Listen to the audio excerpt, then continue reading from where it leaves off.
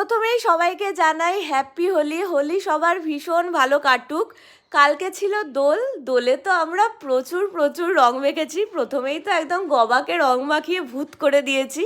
কথা ছিল আবির দিয়ে খেলা হবে, কিন্তু সবাই শেষ পর্যন্ত রং মেখে পুরো শ্যাওড়া গাছের পেতনি হয়ে গেলাম।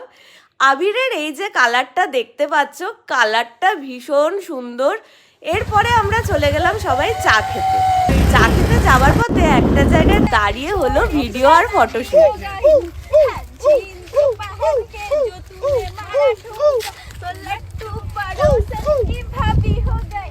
এরপরে চা আর আইসক্রিম খেয়ে আমরা চলে আসলাম বাড়িতে। বাড়িতে এসে হলো আবার গান বাজনা। দুপুরের লাঞ্চে ছিল বিরিয়ানি। বিরিয়ানিটা খেতে হয়েছিল অসাধারণ, দোকান থেকেই কেনা ছিল। এবারে তো রং তোলার পালা।